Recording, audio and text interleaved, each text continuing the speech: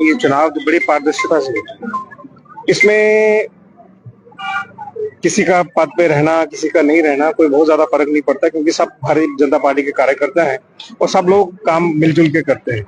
पर एक पार्टी की अपनी एक सिस्टम है, उस सिस्टम के अकॉर्डिंग हर 3 साल के बाद चेंज होता है, हर 3 साल के बाद इलेक्शन होता है।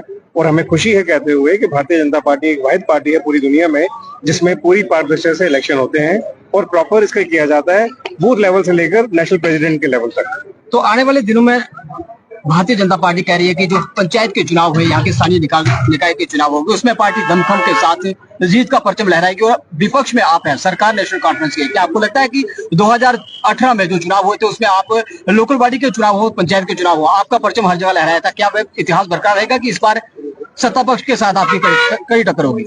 देखिए, एक बात आपको समझनी होगी कि जम्मू संभाग की जब हम बात करते हैं, जम्मू संभाग में हम ही हमारे ही एमएलए हैं, हमारा ही सिस्टम है, हमारा ही सब कुछ है। और इसमें जो पंचायत की इलेक्शन होगी या कोई इलेक्शन भी होगी, उसमें भारतीय जनता पार्टी उसी तरह आएगी जिस तरह भारतीय जनता पार्टी को आना चाहिए। और हम ये आज आपके माध्यम से कहना चाहेंगे कि हम हर इलेक्शन में जो आगे इलेक्शन होगी उसमें पूरे दमखम से आएंगे और जीतेंगे भी, और वहां पे पहुंचेंगे जहां पे जनता हमें पुजाना चाहती है। और हमारा मानना ये है कि जनता जो है भारतीय जनता पार्टी को अपनी पार्टी समझती है, भारतीयों की पार्टी है, और वो जो भी फैसला करते हैं ठीक करते हैं। तरुण जी, आखिरी सवाल आपसे कि भारतीय जनता पार्टी जैसे 2019 के बाद जम्मू कश्मीर के अंदर पुनर्गठन जम्मू कश्मीर का हुआ, उसके बाद गृह मंत्रालय ने एक स्पेशल पावर जो थी एम्पावर किया था यहाँ के एलजी को कि 5 नॉमिनेटेड विधायक होंगे, और आज तक में मसला ठंडे बस्ते में है। मसला जो था विचार आदि सब जुलाई से है ये मामला। क्या लगता है आपको कि ये जो मामला था इसमें सुधार होगा, हल होगा, और ये जो चुने जाने वाले विधायक है क्या भाजपा के होंगे कि सत्ता पक्ष के होंगे? देखिए, ये कहना बहुत मुश्किल होगा इस टाइम में कि वो क्या होगा, लेकिन जहां तक नॉमिनेशन का सवाल है वो एक सिस्टम है, वो होना है। और वो आज हो, कल हो, जब भी हो वो होगा। और उसमें जो भी नॉमिनेशन होगी वो एलजी साहब नॉमिनेशन करते हैं, और एलजी साहब का इनका एक दायित्व है। तो आई एम श्योर वो जो भी करेंगे स्टेट के लिए, यूटी के लिए ठीक होगा और ठीक से चलेंगे सब लोग। तो ठाकुर साहब, आपसे, आप यहाँ के विधायक हैं और आपकी भारतीय जनता पार्टी के अंदर लगभग 4 वर्ष पूर्व एंट्री, दमदार एंट्री, उसके बाद आपने टिकट लेने में जो थी कामयाबी हासिल की और जीत का परचम लहराने में भी आप कामयाब साबित हुए। अब नए सिपा सलार आपने यहाँ पे चुने, नए अध्यक्षों का यहाँ पर, ब्लॉक अध्यक्षों का यहाँ पे चयन किया गया। क्या आपको लगता है कि आप जिस तरह से नौबत आपकी विधानसभा के अंदर ये आई थी कि आपने उप मुख्यमंत्री को काले झंडे दिखा के यहाँ से भगाया था, अब क्या कैसी टकराव की स्थिति रहेगी? और ये जो आपने नए सिपा सलार चुने, इनके लिए कैसा मार्गदर्शन रहेगा, कैसा आदेश रहेगा ताकि पार्टी की नीति जन जन तक पहुंचे? जनता जी, देखिए, मुझे लगभग 5 साल से ज्यादा हो गए भारतीय जनता पार्टी ज्वाइन किए हुए। जो मुझे टिकट की बात आपने की, वो टिकट मुझे ये मेरे मंडल अध्यक्ष जो जहाँ के कार्यकर्ता लोग हैं, इन लोगों ने दी। इन लोगों की इस वजह से ही मुझे टिकट मिली।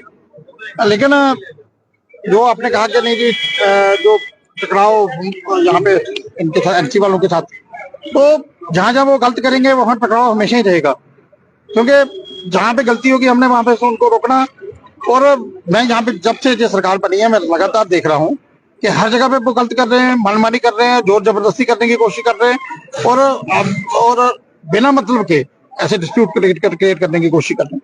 तो मेरा तो ये मानना है कि वो अभी शायद उनको एक्सपीरियंस कम है, पहले एक्सपीरियंस लेना चाहिए था, पहले कोई वर्कशॉप लगती, उनको समझाया जाता कि उनके पास क्या क्या ताकत है, क्या पावर है, किस पावर को इस्तेमाल कर सकते हैं। तो उनके लिए कोई उमर साहब को कह के, तो एक सीएम साहब को कह के एक वर्कशॉप पहले लगानी चाहिए, ताकि वो समझेंगे उनके पास ताकत क्या है, पावर क्या है और कैसे काम करना है, उनको समझाने के लिए। तो तैयारी किस प्रकार की चल रही है? आने वाले दिनों में स्थानीय निकाय के चुनाव होंगे, पंचायत के चुनाव होंगे, पार्टी किस प्रकार की रणनीति बना के इस समय गांव-गांव के अंदर आप बैठकों का दौर लगातार जारी रखे हुए हैं, और क्या रणनीति है कि आने वाले दिनों में किस प्रकार भाजपा जो थी यहाँ पे चुनाव लड़ने की तैयारी कर रही है? देखिए राजेंद्र जी, आपने देखा होगा कि चुनाव में हमने कितने % वोट लिए, हमें 26.60% वोट लिए, तो बहुत बड़ी बात है। बाकी जो जीती पार्टी है, जो सिद्धेव पार्टी इस वक्त विपक्ष, हम जो इस वक्त अपना सीएम बना के बैठी हुई है, उन्होंने 22-23% वोट लिए।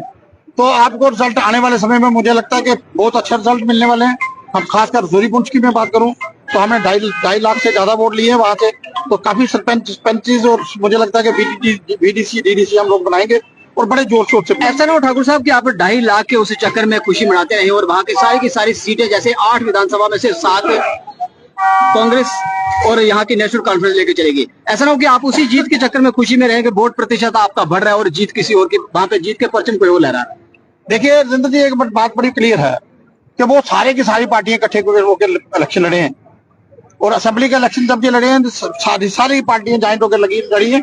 तो मुझे लगता है कि जब ये अब जा तो फिर ज्वाइंट होकर लड़ेंगे, तो फिर भी संभावना ये है कि हम 50% से ज्यादा अपने सरपंच बनाएंगे। अगर सारे इकट्ठे होकर लड़ेंगे तब भी बनाएंगे, अगर अलग अलग लड़ेंगे तो फिर इनका सुपड़ा साफ करना हमने छोड़ना नहीं डिस्ट्रिक्ट